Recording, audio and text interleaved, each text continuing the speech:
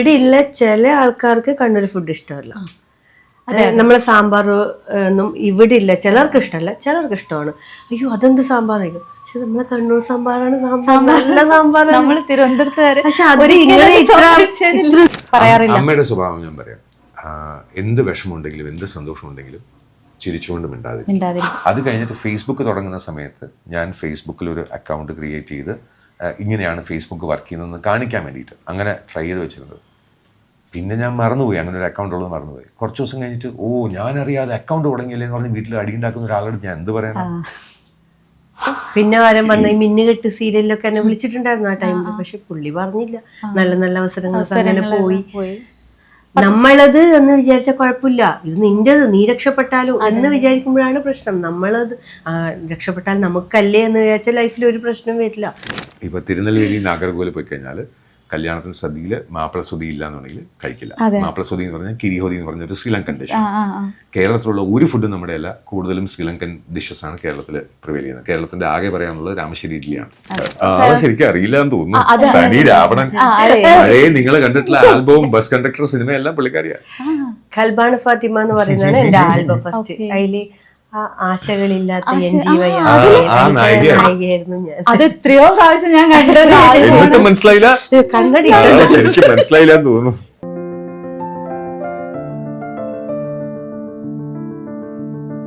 കണ്ണൂർക്കാരിയാണ് നമ്മള്.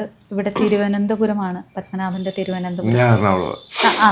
ഇപ്പൊ താമസിക്കുന്ന തിരുവനന്തപുരം. അപ്പൊ എന്തായാലും എനിക്ക് ഒരു ചോദ്യം ചോദിച്ചേ പറ്റുള്ളൂ, അങ്ങോട്ടും. എന്നാലും കണ്ണൂരിൻ ഇപ്പം ടേസ്റ്റുകൾ വ്യത്യാസമാണല്ലോ. കുക്ക് ചെയ്യൂ?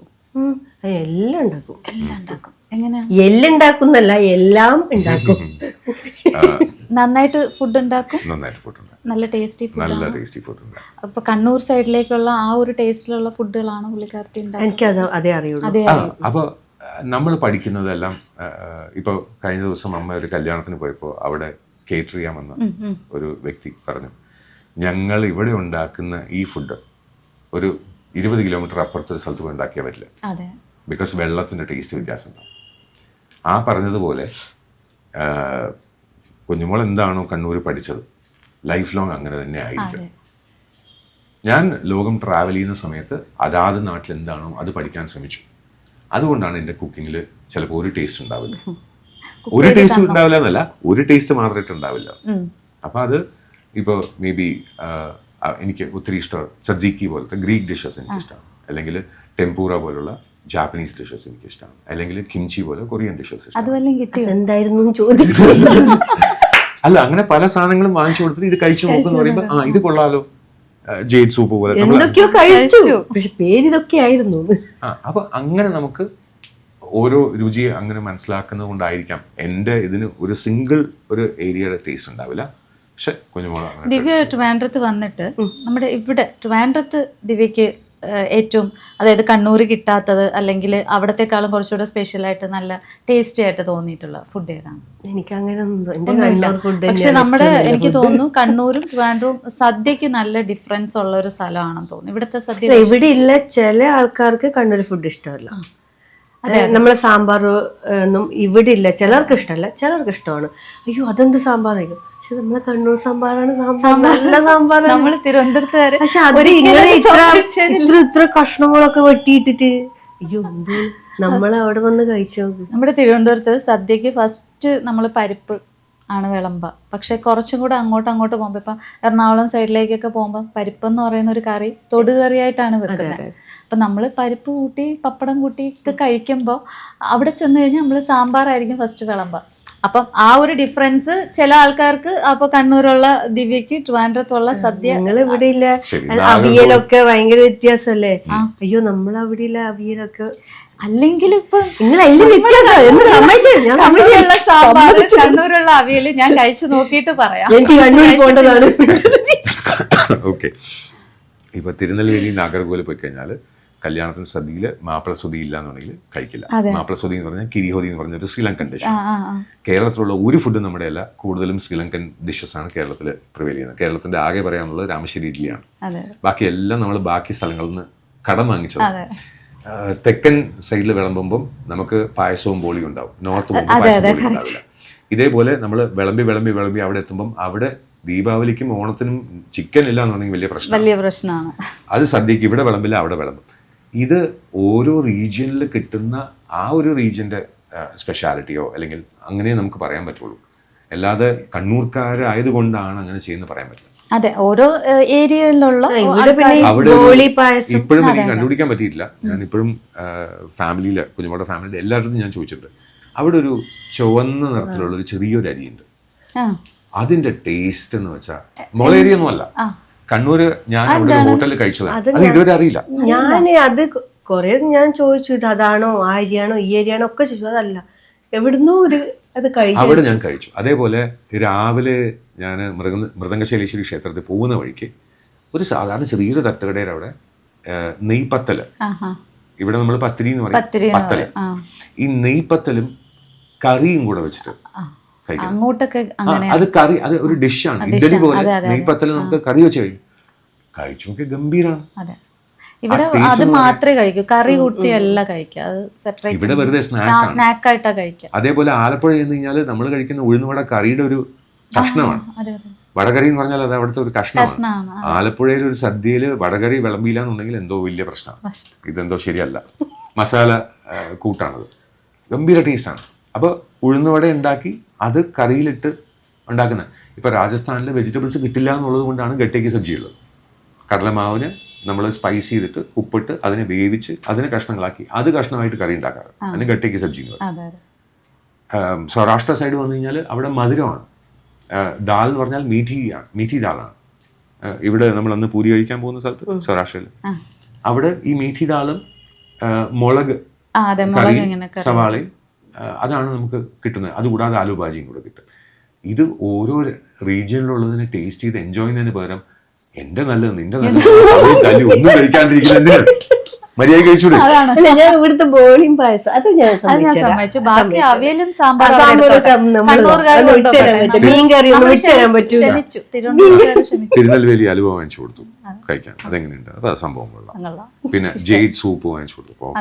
പിന്നെ സ്റ്റോൺ ബേക്ഡ് പിസ്സ എങ്ങനെയുണ്ട്? അപ്പോ അത് കൊള്ളാം.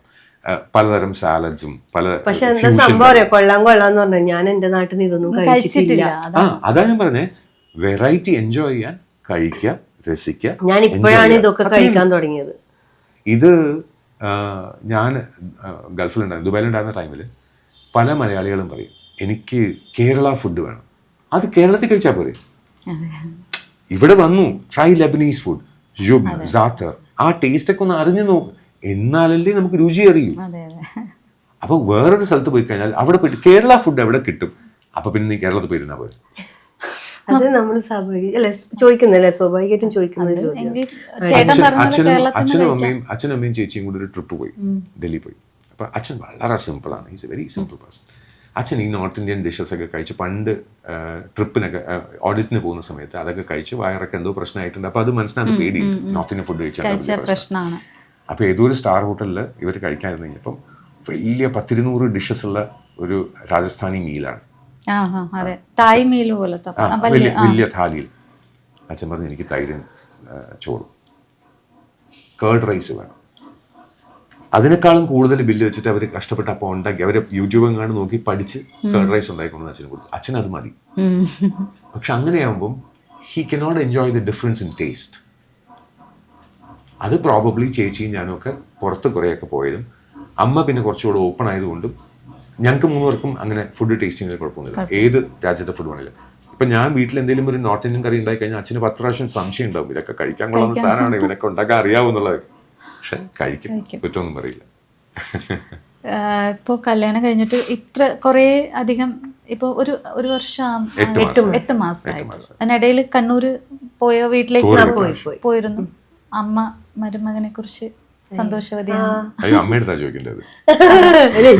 മോളോട് അഭിപ്രായം പറയുമല്ലോ, അങ്ങനെ പറയാറില്ല. അമ്മയുടെ സ്വഭാവം ഞാൻ പറയാം, എന്ത് വിഷമമുണ്ടെങ്കിലും എന്ത് സന്തോഷമുണ്ടെങ്കിലും ചിരിച്ചുകൊണ്ട് മിണ്ടാതിരിക്കും. അല്ല, ലൈഫിൽ കഷ്ടം നന്നായിട്ട് കണ്ടിട്ടുണ്ടെന്നുള്ളത് അമ്മയുടെ സംസാരിക്കുമ്പോൾ മനസ്സിലാവും. കഷ്ടപ്പെട്ടതും അല്ലെങ്കിൽ ഇപ്പോൾ ഒരുപാട് നാള് ഈ പറഞ്ഞ പോലെ ഒരു സിംഗിൾ പേരന്റ് ആയിട്ട് ഇരുന്നതിന്റെ വിഷമവും ഒക്കെ അമ്മയ്ക്ക് വളരെയധികം ഉണ്ടാവും തീർച്ചയായിട്ടും. അപ്പം ഇപ്പം ഇങ്ങനെ നിങ്ങൾ ഒരുമിച്ച് നിൽക്കുന്ന കാണുമ്പോൾ അമ്മ ഒത്തിരി സന്തോഷത്തോടെ ഇരിക്കും. തീർച്ചയായും. എന്തെങ്കിലും നമ്മള് ഇതുവരെ ഇപ്പൊ ദേഷ്യപ്പെടുന്നുണ്ടല്ലോ, നമ്മളല്ലേ ദേഷ്യപ്പെടാറുണ്ട്. അതുപോലെ ഞാൻ അമ്മയോട് പറയും, ഇന്ന് മിണ്ടിയിട്ടൊന്നുമില്ല, എനിക്കില്ല, ഞാൻ പറയാ ഞാൻ പോകുന്നില്ല അങ്ങോട്ട്, ഇതൊന്നും ഞാൻ പറയേയില്ല. അമ്മയുടെ അമ്മ വേറൊരു ലോകത്തുണ്ട് ഇങ്ങനെ. അപ്പൊ എന്നോട് വിളിച്ചു, കണ്ണൻ പോയാ, കണ്ണെന്നാ വിളിക്കും. അപ്പൊ ഇങ്ങനെ ചോദിക്കുമ്പോ അമ്മേന്റെ ആ ഒരു സന്തോഷം എനിക്ക് ആ ഫോണിലെ കൂടെ അറിയാൻ പറ്റുന്നുണ്ട്. ശരിക്കും ആ ഒരു സിംഗിൾ പേരന്റ് ആയിട്ട് ഇരുന്നത് എത്ര കാലം ആണ് ദിവ്യ? അങ്ങനെ 7 വർഷത്തോളം. അപ്പൊ ആ ഒരു സമയത്ത് ജോബ് സീരിയൽ തന്നെയാണ് ആ സമയത്ത് ബ്യൂട്ടി വീട്ടിൽ ഞാൻ പെയിൻ ഗസ്റ്റുകളെ നിർത്തിയിട്ടുണ്ടായിരുന്നു.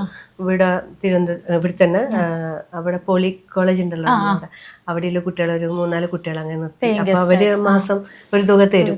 അപ്പൊ അവർക്ക് ഫുഡ് ഉണ്ടാക്കി വെച്ചിട്ട് ഞാൻ ലൊക്കേഷനിൽ പോകും. അപ്പൊ തിരിച്ചു വരുമ്പോഴത്തേക്കും മക്കൾക്ക് കുറച്ച് ചേച്ചിമാരെ കിട്ടി. ആ ഒരു ഇതിലാണ് ഞാൻ അങ്ങനെ അതുകൊണ്ടൊക്കെ മുന്നോട്ട് കുറെ ഒരു സമയത്ത് നന്നായി സ്ട്രഗിൾ ചെയ്തിരുന്നു. പിന്നെ ബ്യൂട്ടി പാർലർ വീട്ടിൽ തന്നെ വെച്ചിട്ട്.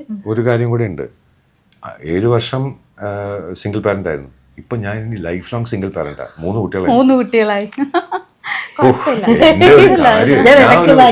ഞാൻ ഒരു സംഭവമാണ് ഇടക്ക് ഭാര്യയാവാന്ന്. അപ്പൊ വീട്ടിൽ തന്നെ പാർലറും ഉണ്ടായിരുന്നു. അപ്പൊ അങ്ങനെ ബ്രൈഡലിനൊക്കെ പോകും. അങ്ങനെയും കുറച്ച് മേക്കപ്പ് ആർട്ടിസ്റ്റും കൂടെ ആയിരുന്നു. ഓക്കെ. പിന്നെ സീരിയൽ തന്നെ തുടർച്ചയായി കിട്ടിയപ്പോ പിന്നെ ഞാൻ ഈ ബ്യൂട്ടീഷ്യൻ പണി കുറച്ച്. ഈ സീരിയലിലേക്ക് വരുന്നത് എങ്ങനെയാണ്? നേരത്തെ അതായത് ശരിക്കും അറിയില്ലാന്ന് തോന്നുന്നു. രാവണൻ, നിങ്ങള് കണ്ടിട്ടുള്ള ആൽബവും ബസ് കണ്ടക്ടർ സിനിമ എല്ലാം പുള്ളിക്കാരിയാ. ഖൽബാൻ ഫാത്തിമ എന്ന് പറയുന്നതാണ് എന്റെ ആൽബം ഫസ്റ്റ്. അതില് ആശകളില്ലാത്ത നായികയായിരുന്നു ഞാൻ. അത് എത്രയോ പ്രാവശ്യം ഞാൻ കണ്ടു. മനസ്സിലായില്ല, ശരിക്കും മനസ്സിലായില്ലാന്ന് തോന്നുന്നു. കണ്ണടി. അയ്യോ, ഇനി ഞാൻ പോയിട്ട് ഒന്നുകൂടെ നോക്കട്ടെ എന്തായാലും. അപ്പൊ അതെ ഞാൻ ഭയങ്കര ഇഷ്ടമുള്ള ഒരു പാട്ടാണ്. കല്യാണം കഴിച്ചതിന് ശേഷം ഈ എന്നെ തിരിച്ചറിഞ്ഞപ്പോ ഇത് ഒരുപാട് പ്രാവശ്യം ഈ ആൽബം ഇട്ടിട്ടുണ്ടായിരുന്നു. അങ്ങനെ ഈ ദിവ്യയെ കല്യാണം കഴിഞ്ഞതിന് ശേഷം അറിഞ്ഞവരുണ്ടോന്നൊക്കെ ചോദിച്ചു. ഇന്ന് ഹിറ്റ് ആൽബമായിരുന്നു അത്. ഈ ഒരു അത് 18 വയസ്സ് ആ ഒരു സമയത്ത് വിവാഹം ഒക്കെ ഒരു 19 years എനിക്ക് തോന്നുന്നു അല്ലേ? ആ ഒരു സമയത്ത് ഒരു എടുത്തുചാട്ടമായിരുന്നു എന്ന് തോന്നുന്നു അല്ലേ? തോന്നുന്നല്ലോ ശരിക്കും. പിന്നെ ശ്രീനിയറിന്റെ കൂടെ അഭിനയിച്ചിട്ടുണ്ട്. ചിതറിയവർ എന്ന് പറയുന്നതായിരുന്നു ഫസ്റ്റ് മൂവി. ശ്രീനിവാസൻ ചേട്ടന്റെ അനിയത്തിയായിട്ടാണ് ചെയ്തത്. പിന്നെ മമ്മൂക്കയുടെ കൂടെ ബസ് കണ്ടക്ടർ, പച്ചക്കുതിര, ദിലീപേട്ടന്റെ, അങ്ങനെ കുറെ. അത് പിന്നെ കുറെ 10-12 ആൽബം, ഷോർട്ട് ഫിലിംസ്. ഒരു ഷോർട്ട് ഫിലിംസ് ഒക്കെ ചെയ്തപ്പോ ബീന ആന്റണി ചേച്ചിയുടെ കൂടെ ഒക്കെയാണ് ഞാൻ ഫസ്റ്റ് ആ ഏജിൽ ചെയ്തത്. പിന്നെ അതൊക്കെ നല്ല ലൈഫായത്. 12 കൊല്ലം ഞാൻ വീട്ടിൽ തന്നെ ആയിരുന്നു. ബ്യൂട്ടി പാർലറും കാര്യങ്ങളുമായിട്ട് അങ്ങനെ എല്ലാം വിട്ട് മാറിയിരുന്നു. പക്ഷെ എന്നിട്ടും ഒരു ഇത് കിട്ടിയില്ല എന്ന് പറഞ്ഞപ്പോഴാണ് വീണ്ടും ഞാൻ ഇതിനകത്തേക്ക് ചാടാൻ കാരണം. സ്കൂൾ ലൈഫിൽ ഈ പറഞ്ഞ പോലെ ഞാനിങ്ങനെ ഓണാഘോഷ പരിപാടി ഇത് വരും കാത്തിക്കുമല്ലോ, ഇതൊന്നും ആയിട്ടുണ്ടെങ്കിൽ അപ്പൊ ഈ പാട്ട് പാടാനും ആക്ടിങ് ഇഷ്ടമാണ്. പക്ഷെ അങ്ങനെ വീട്ടിൽ നിന്നായിട്ട് വിട്ടിട്ടുണ്ടായിരുന്നില്ല. എക്സിന്റെ പോയതിനു ശേഷമാണ് ഞാൻ. പുള്ളി അതിലൊക്കെ ഇൻട്രസ്റ്റ് ഉള്ള ആളായിരുന്നു. ഇൻട്രസ്റ്റ് ആണ്, പക്ഷെ സംശയമാണ്. അതാണ് നമ്മൾ തൊട്ടഭിനയിക്കാൻ പാടില്ല, അങ്ങനെ എന്തായാലും നമുക്ക് പറയാൻ പറ്റില്ലല്ലോ. അതാണ് ഒരു ഫീൽഡ് എന്ന് പറയുമ്പോൾ. പിന്നെ ആരും വന്ന ഈ മിന്നുകെട്ട് സീരിയലിലൊക്കെ എന്നെ വിളിച്ചിട്ടുണ്ടായിരുന്നു ആ ടൈമിൽ. പക്ഷെ പുള്ളി പറഞ്ഞില്ല. നല്ല നല്ല അവസരങ്ങൾ അങ്ങനെ പോയി. നമ്മളത് എന്ന് വിചാരിച്ച കുഴപ്പമില്ല, ഇത് നിന്റേത്, നീ രക്ഷപ്പെട്ടാലോ എന്ന് വിചാരിക്കുമ്പോഴാണ് പ്രശ്നം. നമ്മളത് രക്ഷപ്പെട്ടാൽ നമുക്കല്ലേ എന്ന് വിചാരിച്ചാൽ ലൈഫിൽ ഒരു പ്രശ്നം വരില്ല. ഇത് നീ ചെയ്യുന്നത്, നീ അങ്ങനെയാവും, നീ ഇങ്ങനെ, അപ്പൊ ആ ലൈഫിൽ പ്രശ്നം വരും. അങ്ങനെ എന്റെ കുറെ അവസരങ്ങൾ നഷ്ടപ്പെട്ടു. വീട്ടിൽ തന്നെയായി. ആ ഒരു സമയമില്ലേ, ആ ഒരു 7-8 വർഷം നമ്മൾ ഒറ്റപ്പെട്ട് ജീവിക്കുന്ന, അല്ലെങ്കിൽ നമ്മൾ മക്കൾക്ക് വേണ്ടി മാത്രം ഇപ്പോൾ ഈ പറഞ്ഞ പോലെ അവർക്ക് വേണ്ടി ജീവിക്കുന്ന ഒരു സമയം എപ്പോഴെങ്കിലും മനസ്സിൽ തോന്നിയോ ഒരാള് കൂടെ ഒരു സപ്പോർട്ടിന് ഉണ്ടായിരുന്നെങ്കിൽ എന്നുള്ളൊരു തോന്നൽ എപ്പോഴെങ്കിലും വന്നിട്ടുണ്ട്? ഒറ്റയ്ക്ക് താമസിക്കുന്നത്, ഇപ്പം ഈ പറഞ്ഞ പോലെ ഡിവോഴ്സ് ആയിട്ടുള്ള സ്ത്രീകളുടെ നേരെയുള്ള സമൂഹത്തിന്റെ കണ്ണുകളെന്ന് പറയുന്നത് അത് പല രീതിയിലാണ്. ഇപ്പൊ എല്ലാരും ചേർത്ത് പിടിക്കണം എന്നില്ല, പല രീതിയിലായിരിക്കും. അങ്ങനെയൊക്കെ കുറെ. അല്ല, അവിടെയും ഒരു കറക്ഷൻ ഉണ്ട്. എല്ലാവരും ചിലപ്പോൾ ചേർത്ത് പിടിച്ചേക്കാം, പക്ഷെ ഉദ്ദേശം ശരിയാണോ? അതല്ല, ഞാൻ ഏട്ടനോട് പറഞ്ഞിട്ടുണ്ടായിരുന്നു. മുന്നേ ഉണ്ടായിരുന്നു ഒരു കല്യാണം കഴിക്കാൻ ഒരാളുണ്ടായിരുന്നു. പക്ഷെ പുള്ളി ലാസ്റ്റ് ഘട്ടത്തിലാകുമ്പോഴത്തേനും എനിക്ക് വയ്യാതിരുന്ന സമയത്ത്, നമ്മൾ വയ്യാതിരിക്കുമ്പോഴല്ലേ നമുക്ക് അവരുടെ സഹായം വേണ്ടത്. അതല്ല എന്ന് തോന്നിയപ്പോഴാണ് എനിക്ക് ലൈഫ് മൊത്തം ഇതായി പോയെ. നമ്മൾ നമ്മളിപ്പോ ഒരാളെ സ്നേഹം വിചാരിക്കുന്ന എന്താണ്, നമ്മളെന്താ കിട്ടാത്തൊരു സ്നേഹം കിട്ടുന്ന പെണ്ണ് അതിൽ വീഴും, 100% വീഴും അല്ലെ, ഒരാൾ പോലും വീഴാത്തവരില്ല. ഈ ഹസ്ബൻഡ് ഉണ്ടായിക്കോട്ടെ, ഉണ്ടെങ്കിൽ തന്നെ ആ ഹസ്ബൻഡ് മര്യാദയ്ക്ക് സ്നേഹം കൊടുക്കുന്നില്ല, അവരവരുടെ ഫ്രണ്ട്സുകളായിട്ട് പോകുന്നു, വീട്ടില് ഭാര്യമാരെ നോക്കുന്നില്ല എന്നാണെങ്കിൽ തീർച്ചയായും ഒരു പെണ്ണാണെങ്കിൽ വേറൊരു സന്തോഷവും സ്നേഹവും ആഗ്രഹിക്കും. അങ്ങനെ എനിക്കൊരു സ്നേഹം തന്നപ്പോൾ ഞാനും അവർ ലൈഫ് കിട്ടുന്നില്ല പ്രതീക്ഷയിലുണ്ടായിരുന്നു. പക്ഷെ എല്ലാവർക്കും വേണ്ടത് പണമാണ്. അല്ല, അത് നല്ലതായില്ലേ? തീർച്ചയായും അത് ദൈവത്തിനോട് നന്ദി പറയാല്ലേ. ഈ കഴിഞ്ഞ ദിവസം അപ്പോഴാണ് ഞാൻ പറഞ്ഞത് എനിക്കൊരു ഐഡന്റിറ്റി വേണം. എനിക്ക് ഒന്നും ഹസ്ബൻഡ് ഇപ്പൊ എനിക്ക് എന്താ, ഞാൻ വിചാരിച്ച പോലെ എനിക്ക് എന്നെ കല്യാണം കഴിച്ചില്ലേ, അത് നിങ്ങളെ ചേർത്ത് വെക്കാനാണ് അതെല്ലാം സംഭവിക്കാതെ പോയത്. ഇതിപ്പോ രണ്ടുപേർക്കും ഐഡന്റിറ്റി ഉണ്ട്. ക്രിസേറ്റിന്റെ വൈഫല്ലേ, എന്റെ ദിവ്യേച്ചിയുടെ ഹസ്ബൻഡ് അല്ലേ, രണ്ടുപേർക്ക് ഐഡന്റിറ്റി ഉണ്ട്. കഴിഞ്ഞ ദിവസം ഭഗവത്ഗീതയും ഭാഗവതത്തിലൊക്കെ പറഞ്ഞിരിക്കുന്ന ഒരു കാര്യത്തിനെ കുറിച്ച് ഒരു ഡിസ്കഷൻ വന്നു. ആ ഡിസ്കഷൻ വന്നതിനകത്ത് പറയുന്നുണ്ട്, ശത്രുക്കളോട് നമ്മൾ എപ്പോഴാണോ നന്ദി പറയാൻ തുടങ്ങുന്നത്, കാരണം അവരെന്തോ പഠിപ്പിക്കാൻ വന്നതാണ്. അപ്പൊ ആ ശത്രുക്കളെ കണ്ട് നിങ്ങൾ വന്ന് എന്നെ പാഠം പഠിപ്പിക്കാൻ വന്നതിൽ എനിക്ക് ഒത്തിരി സന്തോഷമുണ്ടെന്ന് വിചാരിക്കുന്ന അന്ന് തൊട്ട് നമ്മുടെ ജീവിതത്തിൽ പ്രശ്നമില്ല. അപ്പൊ ഇത് ഞാൻ പറഞ്ഞതല്ല, ഭഗവത്ഗീതയിലും ഭാഗവതത്തിലും എല്ലാം വളരെ എടുത്തു പറഞ്ഞിട്ടുള്ളതാണ്. എന്നാണോ ഇപ്പൊ ഈ ചീത്ത വിളിക്കുന്ന ഈ സുഹൃത്തുക്കൾ, അവരെനിക്ക് ഒത്തിരി ഇതാണ്, പാവം നിങ്ങൾക്ക് സുഖമില്ല, സാരല്ല, അന്നോട്ട് എനിക്ക് പ്രശ്നമില്ല. അവരെന്റെ ശത്രുവാണെന്ന് പറഞ്ഞ് ഞാൻ ഇങ്ങനെ കാണിച്ചുകൊണ്ട് വരുമ്പോഴാണ് പ്രശ്നം. അവർ പാവം സുഖമില്ലാത്തവരാണ്, തലയ്ക്ക് സ്ഥിരതയില്ലാത്തവരോ അല്ലെങ്കിൽ സുഖമില്ലാത്തവരോ അല്ലെങ്കിൽ കമന്റ് രോഗമോ എന്തോ ആണ്. ഈ മറ്റേ പശുക്കൾക്കെല്ലാം കുളമ്പ് രോഗം വരുന്ന പോലെ ഇവർക്ക് കമന്റ് രോഗം, അത് ആ രോഗം വന്നു, കുഴപ്പമില്ല, അത് മാറും, ഞാൻ പ്രാർത്ഥിക്കാം എന്ന് ചിന്തിക്കുമ്പോൾ നമുക്ക് ആ ഇത് മാറും. അതേപോലെ ശത്രു സംഹാര പൂജ എന്ന് പറയപ്പെടുന്ന ആ സാധനം മനസ്സിലെ ശത്രുതയെ അകറ്റാനുള്ള പൂജയാണ്, അല്ലാതെ ശത്രുവിനെ അകറ്റാനല്ല. അങ്ങനെ ദൈവം കൊട്ടേഷൻ കമ്പനിയൊന്നും നടത്തുന്നില്ല. ആ ശത്രുവിനെ പോയി കൊന്നേന്ന് പറഞ്ഞു കഴിഞ്ഞാൽ ഒരു 5 രൂപയുടെ ചീട്ട് കൊടുത്തു കഴിഞ്ഞാൽ നേരെ പോയി പുള്ളിക്കാരൻ ടങ് എന്ന് പറഞ്ഞ 5 കൊല്ലം, അതൊന്നും നടക്കില്ല. ഇറ്റ് ഈസ് നമ്മുടെ മനസ്സിലെ ശത്രുത പോവുക എന്നുള്ളതാണ്. അതുകൊണ്ട് എന്താ, കുറേയൊക്കെ ആരൊക്കെ എന്തൊക്കെ പ്രശ്നം ഉണ്ടാക്കിയാലും അത് എൻ്റെ നന്മയ്ക്കാണെന്ന് റിയലൈസ് ചെയ്ത് ഞാൻ മാറുമ്പോൾ, പക്ഷെ അത് ഒരു റിസ്ക് ഉണ്ട്. നമ്മൾ ആൾക്കാർ സന്യാസിയെ പോലെ കാണാൻ തുടങ്ങും. അങ്ങനെ പറയുമ്പോൾ അവൻ വലിയ മറ്റേ വേദാന്തം പറയണമെന്നൊക്കെ പറയും. അങ്ങനെയല്ല, ലൈഫ് ഈസി ആവണമെന്നുണ്ടെങ്കിൽ അതേ വഴിയുള്ളൂ. എന്താണോ തെറ്റായിട്ട് തോന്നുന്നത് അതിനങ്ങ് എന്തോ പാഠം പഠിപ്പിക്കാൻ വന്നതാണ്, അത് പഠിച്ചു കഴിഞ്ഞാൽ ഓക്കെ. ചേട്ടൻ്റെ ദുബായ് ലൈഫ്, അവിടെ വോയിസ് ആക്ടർ, ഞാൻ റേഡിയോ ജോക്കായിരുന്നു, സ്റ്റേഷൻ ഹെഡ് ആയിരുന്നു, വോയിസ് ആർട്ടിസ്റ്റ് ആയിരുന്നു. ഓക്കെ. അവിടെ എത്ര വർഷമാണ് അവിടെ? 14 കൊല്ലം. 2004 ജൂൺ 4 മുതൽ 2018 സെപ്റ്റംബർ 15 വരെ. അത്രയും സമയം ദുബായിലാണ് ഉണ്ടായിരുന്നത്. അപ്പോൾ അവിടെ ഒരു നല്ലൊരു സുഹൃത്ത് ബന്ധങ്ങളും അതുപോലെ തന്നെ 16 മണിക്കൂർ സ്റ്റുഡിയോയിൽ പണിയെടുക്കണവന് എവിടെന്ന് സുഹൃത്തുണ്ടാവാൻ ഒന്നുമില്ല. സുഹൃത്ത് ബന്ധങ്ങൾ ഉണ്ട്. എനിക്ക് എടുത്തു പറയാവുന്ന കുറച്ച് ഫ്രണ്ട്സ് ഉണ്ട്. പിന്നെ 1-2 പേരൊക്കെ കാണുമല്ലോ എല്ലാവർക്കും. ബിനിൽ, കാവ്യമാധവന്റെ കസിനാണ്. ബിനിൽ വളരെ അങ്ങനെ ഒന്നും അറിയാതെ ഞങ്ങൾ യാദൃശ്യമായിട്ട് ഫ്രണ്ട്സായി.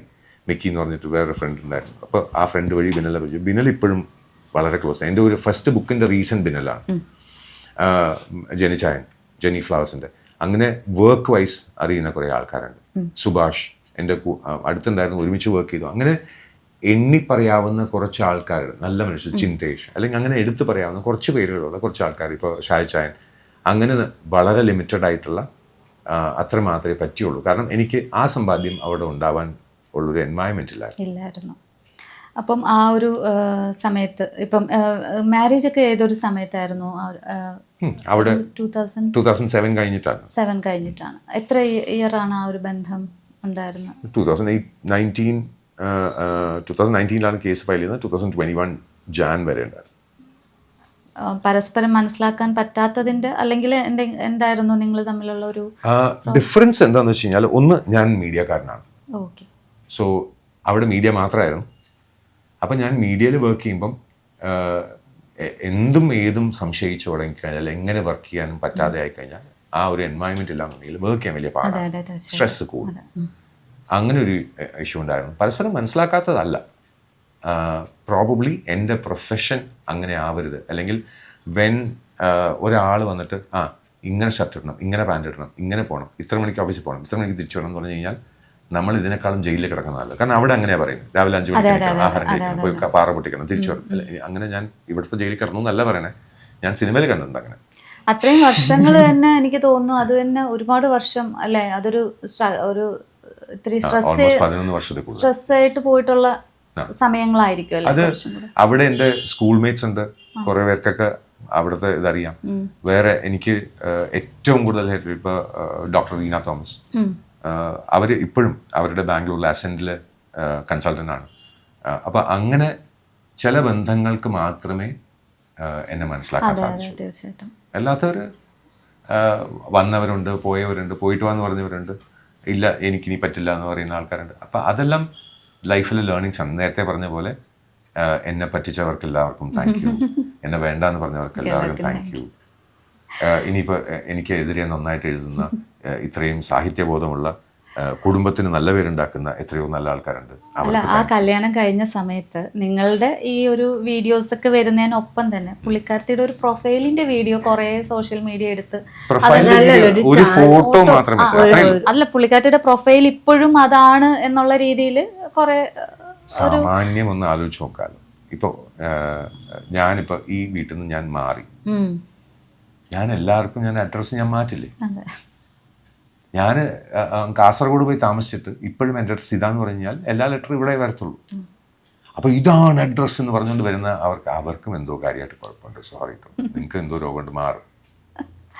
അപ്പോൾ അഡ്രസ്സ് മാറിക്കഴിഞ്ഞാൽ നമ്മൾ മാറ്റുന്നത് സ്വാഭാവികമാണ്. ഞാൻ റേഡിയോയിൽ വർക്ക് ചെയ്യുമ്പോഴാണ് ഫേസ്ബുക്ക് എന്ന് പറഞ്ഞാൽ ആദ്യമായിട്ട് ഈ ആപ്ലിക്കേഷൻ വരുന്നത്, വെബ് ആപ്ലിക്കേഷനായിട്ട് വരുന്നത്. അന്ന് മൊബൈലിൽ പോലും ആയിട്ടില്ല. കാരണം അന്ന് സ്മാർട്ട് ഫോൺ തുടങ്ങാത്ത കാലത്താണ് ഞാൻ 2004 എന്ന് പറഞ്ഞ സ്മാർട്ട് ഫോൺ തുടങ്ങിയിട്ടില്ല, ഒരു ഇനീഷ്യൽ ഫേസ് ആണ്. മൊബൈൽ പോലും അപ്പോൾ ഒന്ന് പോപ്പുലറായി വരുന്നത്. അത് കഴിഞ്ഞിട്ട് ഫേസ്ബുക്ക് തുടങ്ങുന്ന സമയത്ത് ഞാൻ ഫേസ്ബുക്കിൽ ഒരു അക്കൗണ്ട് ക്രിയേറ്റ് ചെയ്ത് ഇങ്ങനെയാണ് ഫേസ്ബുക്ക് വർക്ക് ചെയ്യുന്നതെന്ന് കാണിക്കാൻ വേണ്ടിയിട്ട് അങ്ങനെ ട്രൈ ചെയ്ത് വെച്ചിരുന്നത്. പിന്നെ ഞാൻ മറന്നുപോയി, അങ്ങനെ ഒരു അക്കൗണ്ട് ഉള്ളത് മറന്നുപോയി. കുറച്ച് ദിവസം കഴിഞ്ഞിട്ട് ഞാനറിയാതെ അക്കൗണ്ട് തുടങ്ങിയില്ലേ എന്ന് പറഞ്ഞ് വീട്ടിൽ അടിയുണ്ടാക്കുന്ന ഒരാളോട് ഞാൻ എന്ത് പറയണം. അതൊക്കെ ഒരു ശരിക്കും നമുക്ക് ഒട്ടും തന്നെ പറ്റാത്ത കുറെ, പ്രത്യേകിച്ച് ഈ ഒരു മനസ്സിലായി ഒട്ടും തന്നെ പറ്റാത്ത കാര്യങ്ങളാണ് ശരിക്കും. നമ്മള് ചേട്ടനെ സംബന്ധിച്ച് ഈ ഒരു ഫീൽഡിലൊക്കെ നിൽക്കുന്ന ആളാകുമ്പോൾ ഫീൽഡിനല്ല ഏതൊരു മനുഷ്യനും അങ്ങനെയല്ലേ. അതെ, അല്ല അതുകൊണ്ട് അത് ദിവ്യ കുറെ കൂടെ മനസ്സിലാക്കാൻ. എനിക്ക് അങ്ങനെ പണ്ടേ അങ്ങനത്തെ സ്വഭാവം ഇല്ല, ഇപ്പോഴും അങ്ങനെ ഇല്ല. എനിക്ക് പണ്ടേ ഇല്ലാത്തൊരു ഇതാണ് അങ്ങനെ ഇന്നാളോട് മിണ്ടിക്കൂടാ, ഇന്നാ അങ്ങനൊന്നും ഇല്ല. അതുകൊണ്ടാണ് ഫാൻസിനെയൊക്കെ ആള് സമ്മതിച്ചു തന്നിരിക്കുന്നത്. പിന്നെ ഞാൻ ആരെങ്കിലും ഏട്ടൻ കണ്ടില്ല വെച്ചാൽ ഞാൻ കണ്ടോ കണ്ടില്ല ഇങ്ങനെ ആ കേട്ടാ, ഇല്ലെങ്കിൽ അവര് വന്ന് കൈ കൊടുക്ക്, ഞാൻ ചോദിച്ച ഹഗ് വരെ ചെയ്യിപ്പിക്കും, ചോദിച്ചു നോക്ക്. എനിക്ക് അങ്ങനൊന്നും ഇല്ല. അതിനെന്താ ആഴം എന്ന് പറഞ്ഞ സിനിമയിൽ ഞാനും രജീഷ് ഒരുമിച്ച് വർക്ക് ചെയ്ത കഴിഞ്ഞ ദിവസം സ്റ്റേജിൽ വെച്ച് നമുക്ക് ക്രിസ്റ്റിന് ഒന്ന് എരിവേറ്റാന്ന് പറഞ്ഞ പുള്ളിക്കാരി ഹഗ് ഒക്കെ ചെയ്തു. പുള്ളിക്കാരി ചിരിച്ചോന്ന് പറഞ്ഞു, ഇതൊന്നും ഏട്ടന് ഒരു പ്രശ്നം ഉണ്ടാവില്ല. സത്യമാണ്, എനിക്ക് രജീഷിനെ അറിയാം, എനിക്ക് കുഞ്ഞുമോളെ ഇതൊക്കെ പരസ്പരം നമ്മൾ അങ്ങോട്ടും ഇങ്ങോട്ടും പൂർണ്ണമായിട്ട് മനസ്സിലാക്കി കഴിഞ്ഞാല് ഈ പറഞ്ഞ പോലെ തന്നെ ആ പേടി ഇല്ല എന്ന് പറയാൻ പറ്റില്ല. പലപ്പോഴും ഞാൻ എങ്ങനെ റിയാക്ട് ചെയ്യുന്നുള്ള പേടി കൊണ്ട് ഇപ്പോൾ ആരെങ്കിലും സിനിമ അഭിനയിക്കുമ്പോൾ വല്ലാണ്ട് പേടിച്ചിട്ട് എൻ്റെ അടുത്ത് ഇങ്ങനെ പറയാൻ വേണ്ടി ആലോചിച്ച്, കാരണം ഹഗ് ചെയ്യുന്ന സീക്വൻസ് ഉണ്ട്, അവര് ഹസ്ബൻഡ് വൈഫായിട്ട് അഭിനയിക്കുന്നുണ്ട്, താഴെ വീഴുമ്പം അങ്ങനത്തെ അടിക്കുന്ന ഒരു സീക്വൻസ് ഉണ്ട്. എന്റെ അടുത്ത് എങ്ങനെ പറയുന്നു പെടഞ്ഞോണ്ടിരിക്കുക, അതിന്റെ ആവശ്യമില്ലാത്തൊരു സിനിമ ചെയ്യല്ലേ. അത് കല്യാണം കഴിഞ്ഞപ്പോ എനിക്കറിയില്ല, മീൻസ് കല്യാണം കഴിഞ്ഞ ടൈമിലാണ് അപ്പോഴും ഒരു ടെൻഷൻ ഉണ്ട്. സിനിമ ചെയ്തോണ്ടിരിക്കുന്നല്ലേ. കല്യാണം കഴിഞ്ഞിട്ട് ഞാനല്ലേ കൊണ്ടുവിട്ടെ അച്ഛൻ്റെ അവിടെ. അല്ല, അത് കല്യാണം കഴിക്കാൻ പോകുന്നു പറഞ്ഞിട്ടില്ല, കല്യാണം കഴിക്കുന്നതിന് മുന്നേ. അപ്പൊ അതിങ്ങനെ ഞാൻ ഇങ്ങനെ നടന്നിട്ട് പോകുമ്പം അങ്ങനെ സജിയേട്ടൻ സോമൻ ചേട്ടൻ വരുന്നു. അപ്പൊ നമ്മൾ കെട്ടി മറിഞ്ഞു വരുന്ന സംഭവം ഇതെങ്ങനെ പറയും. ഞാനെന്നിട്ട് അമ്മയോട് പറഞ്ഞു, ഇവിടെ ഏട്ടന്റെ അമ്മയോട് പറഞ്ഞു. അങ്ങനെയാണെന്നുണ്ടെങ്കിൽ എന്റെ ഭാര്യയായിട്ട് അഭിനയിക്കുന്ന എന്റെ അമ്മയുടെ പ്രായമുള്ള ഒരാളാണ്, അത് മഹാ തെറ്റല്ലേ. പക്ഷെ ബിന്ദുമയും ഞാനും പറഞ്ഞാല് ഒരു അമ്മയും മോനും ഇരുന്ന് സംസാരിക്കുന്നതിനേക്കാളും ഇതാണ്. അതേപോലെ Saji as a person is a gem of a person. അത്ര നല്ല മനുഷ്യനാണ് പുള്ളിക്കാരന്. ശരിക്കും പറഞ്ഞു കഴിഞ്ഞാല് മേ ബി അതായിരിക്കാം സജി ഫിലിമിൽ അത്രയും വലുതായിട്ട് വരാറുണ്ട്. അത് നല്ല മനുഷ്യനായിരുന്നു. കാരണം കുത്തിത്തിരിപ്പും പാരവെപ്പും ഒരാളെ എങ്ങനെ ഇടിച്ചു താത്താന്നൊക്കെ ആലോചിക്കുന്ന ഒരു ഇൻഡസ്ട്രിക്കകത്ത് നല്ലവർക്ക് നിൽക്കാൻ വലിയ പാടാണ്. അപ്പൊ അതായിരിക്കാം. എനിക്ക് മനസ്സിലാവും ഇല്ല ഇനിയിപ്പോ മോശമായിട്ടുള്ള ഒരു മനുഷ്യനാണെന്നുണ്ടെങ്കിൽ കുഞ്ഞുമോക്ക് സ്വന്തമായിട്ട് പ്രൊട്ടക്ട് ചെയ്യാൻ അറിയാലോ. തീർച്ചയായിട്ടും അത് മതിയല്ലോ. ഇത്രയും കാലം ഒറ്റയ്ക്ക് നിന്നപ്പോ അന്ന് ഞാനില്ലായിരുന്നു. ഇല്ലായിരുന്നു. അപ്പൊ അതിനെ ഇടയ്ക്ക് പോയി ഞാൻ കയറി സംസാരിക്കുന്നത് ശരിയല്ല. That's fine. അതൊരു നല്ല ചിന്തയാണ്. ഞാൻ അങ്ങനെ ഒരൊറ്റക്ക് ഇനി സിനിമേന്റെ ഇതായാലും ഞാൻ ഒറ്റക്ക് പോയി നിൽക്കുന്ന സ്വഭാവം എനിക്കില്ല. ഒരു റൂമിൽ പോയി നിൽക്കുന്ന സ്വഭാവം എനിക്കില്ല. അതിപ്പോഴും ഇല്ല. അത് ഉണ്ടെങ്കിൽ തന്നെയും ഞാൻ ഒരാൾ വന്ന് സംസാരിക്കണം, ഞാൻ പുറത്തു നിന്നേ സംസാരിക്കുള്ളൂ. 2 കാലം അപ്പുറം ഇപ്പുറം ഇട്ടിട്ട് ഞാൻ സംസാരിക്കുള്ളൂ. ഞാൻ എന്തിനാണ് തുറന്നു പറയും. അല്ല, ആൾക്കാരെ വിശ്വസിക്കുന്നതും ഒത്തിരി അങ്ങ് വിശ്വസിച്ചു. അപ്പൊ ചില ആൾക്കാരുടെ ഡയലോഗ് പോകുമ്പോ പറയും ഇതാള് ശരിയല്ല, സൂക്ഷിച്ചോ. അങ്ങനെയല്ല. 2 മിനിറ്റ് കഴിയുമ്പോ അവരുടെ തനി സ്വഭാവം കാണും. ആ ശരിയല്ലേ, അങ്ങനെ ഒരു സംഭവം ഉണ്ട്. ഏട്ടാ അവരങ്ങനെയൊന്നല്ല കാണണം. ആളുകളെ തിരിച്ചറിയാൻ ബുദ്ധിമുട്ടാന്ന് തോന്നുന്നു. അല്ല, വിശ്വസിക്കാൻ വിശ്വസിക്കുന്നു. അത് കണ്ണൂർക്കാരുടെ എല്ലാം വിശ്വസിക്കും.